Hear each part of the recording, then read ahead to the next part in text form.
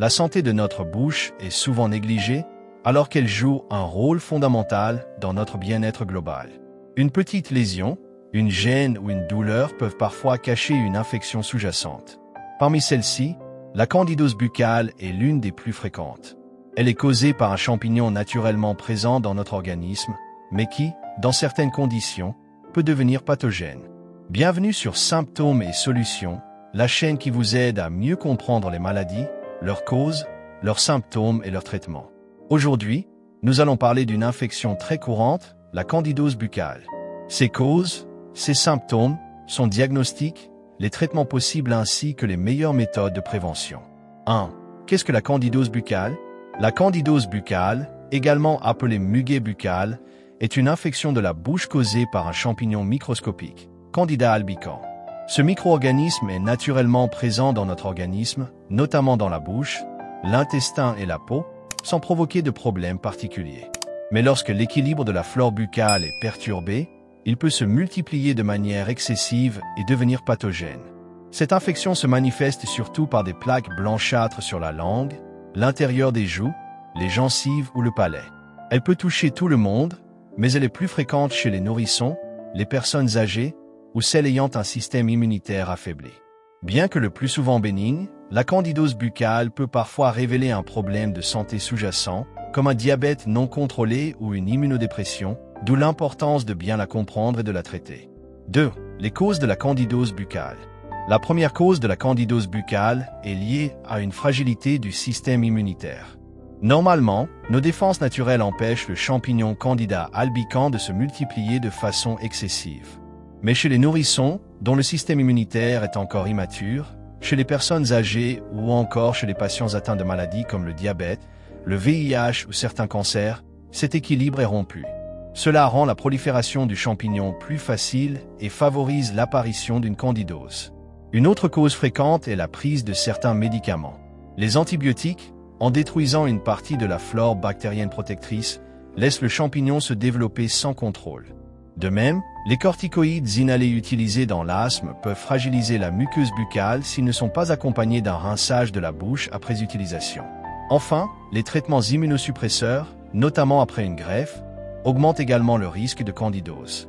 Enfin, la candidose buccale peut être favorisée par des facteurs locaux et des habitudes de vie. Le port de prothèses dentaires mal ajustées, une mauvaise hygiène bucco-dentaire, le tabac, une alimentation trop riche en sucre ou une sécheresse de la bouche sont autant d'éléments qui créent un terrain propice au développement du champignon. C'est souvent une combinaison de ces facteurs qui entraîne l'apparition de la maladie. 3. Les symptômes de la candidose buccale. Le signe le plus caractéristique de la candidose buccale est l'apparition de plaques blanchâtres à l'intérieur de la bouche. On les retrouve sur la langue, le palais, les gencives ou encore l'intérieur des joues. Ces dépôts ressemblent à du lait caillé et peuvent être retirés en grattant légèrement. Mais cela laisse souvent une muqueuse rouge et irritée, parfois douloureuse. Chez les nourrissons, on confond parfois ces lésions avec de simples résidus de lait, ce qui peut retarder le diagnostic. En plus des plaques, les personnes atteintes ressentent souvent une sensation de brûlure ou de picotement dans la bouche. Cette gêne peut rendre l'alimentation désagréable, voire douloureuse, notamment lors de la consommation d'aliments acides ou épicés. Dans certains cas, la candidose peut provoquer une sécheresse buccale et donner l'impression d'avoir constamment soif. Un autre symptôme fréquent est la modification du goût. Certaines personnes décrivent une perte partielle du goût, un goût métallique désagréable ou une impression de bouche pâteuse. Chez les nourrissons, la candidose buccale peut entraîner un refus de téter ou des pleurs fréquents pendant les repas. Chez l'adulte, surtout s'il est immunodéprimé, les symptômes peuvent être plus marqués et s'étendre vers la gorge, compliquant parfois la déglutition. 4. Le diagnostic de la candidose buccale. Le diagnostic de la candidose buccale est en grande partie clinique, c'est-à-dire qu'il repose sur l'observation directe des lésions dans la bouche. Un médecin généraliste, un dentiste ou un pédiatre chez l'enfant reconnaît facilement les plaques blanchâtres caractéristiques, surtout lorsqu'elles laissent une muqueuse rouge et douloureuse après avoir été retirées. L'interrogatoire du patient permet aussi d'identifier d'éventuels facteurs de risque comme la prise récente d'antibiotiques, l'utilisation de corticoïdes inhalés ou la présence d'une maladie chronique. Dans certains cas, notamment lorsque les symptômes sont atypiques ou que l'infection est résistante au traitement, le professionnel de santé peut demander un examen complémentaire. Cela consiste généralement à réaliser un prélèvement buccal afin d'analyser les lésions au microscope ou de mettre en culture le champignon. Ces analyses permettent de confirmer la présence du Candida albicans ou d'identifier une autre espèce de champignon, ce qui peut orienter le choix du traitement. Enfin, le diagnostic ne se limite pas seulement à constater l'infection. Il est aussi important de rechercher et de traiter la cause sous-jacente. Chez un patient diabétique, par exemple, une candidose buccale peut révéler un déséquilibre de la glycémie. Chez une personne immunodéprimée, elle peut signaler une baisse importante des défenses immunitaires. Ainsi, au-delà du traitement local, le médecin doit s'assurer que la candidose n'est pas le signe d'un problème de santé plus global. 5. Les traitements de la candidose buccale. Le traitement de la candidose buccale repose avant tout sur l'utilisation de médicaments antifongiques. Dans la majorité des cas, il s'agit de traitements locaux sous forme de gel, de solutions à appliquer dans la bouche ou de pastilles à sucer. Ces médicaments agissent directement sur les lésions et permettent de réduire rapidement la prolifération du champignon. Chez les nourrissons, on utilise souvent des suspensions antifongiques adaptées à leur âge, administrées à l'aide d'une petite pipette ou d'un coton-tige.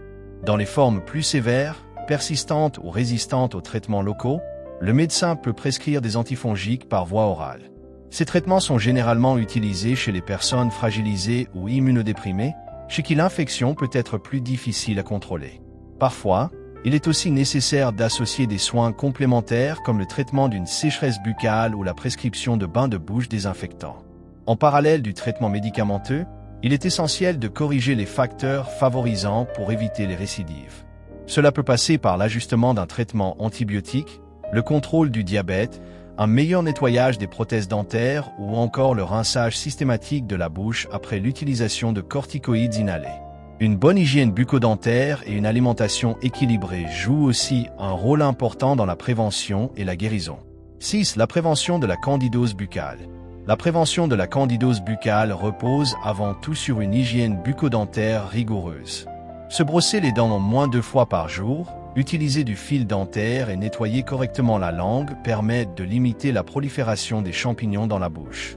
Pour les personnes portant des prothèses dentaires, il est essentiel de les retirer la nuit et de les nettoyer quotidiennement avec des solutions adaptées afin de réduire le risque d'infection. Un autre aspect important de la prévention concerne les habitudes de vie et les traitements médicaux. Éviter l'usage excessif d'antibiotiques, bien rincer la bouche après l'utilisation de corticoïdes inhalés et limiter la consommation de sucre contribuent à maintenir un équilibre sain de la flore buccale. Les personnes immunodéprimées ou atteintes de maladies chroniques doivent suivre attentivement les recommandations de leur médecin pour réduire leur vulnérabilité à la candidose. Enfin, une alimentation équilibrée et un mode de vie sain renforcent les défenses naturelles. Boire suffisamment d'eau, consommer des fruits et légumes riches en vitamines, éviter le tabac et réduire le stress sont des mesures qui soutiennent le système immunitaire et diminuent les risques de récidive. La prévention est donc un mélange d'hygiène, de soins adaptés et de bonnes habitudes de vie. 7. Les complications possibles de la candidose buccale. Dans la majorité des cas, la candidose buccale reste bénigne et se traite facilement. Cependant, si elle n'est pas prise en charge rapidement, elle peut entraîner des complications locales. Les lésions peuvent s'étendre et provoquer une inflammation plus importante de la bouche, rendant la déglutition difficile et douloureuse. Chez certains patients, les douleurs peuvent altérer l'alimentation et entraîner une perte d'appétit ou une légère déshydratation. Chez les personnes dont le système immunitaire est affaibli, la candidose buccale peut évoluer vers une forme plus sévère appelée candidose ésophagienne. Dans ce cas, l'infection se propage vers l'ésophage et peut provoquer des douleurs thoraciques, des difficultés à avaler et une sensation de brûlure prolongée. Cette évolution nécessite une prise en charge médicale urgente et l'utilisation d'antifongiques par voie orale ou intraveineuse.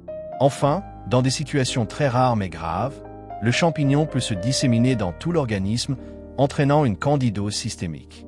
Cette complication survient principalement chez les patients immunodéprimés, par exemple après une greffe ou chez les personnes atteintes du VIH avancé. Elle peut affecter différents organes et devenir une urgence médicale.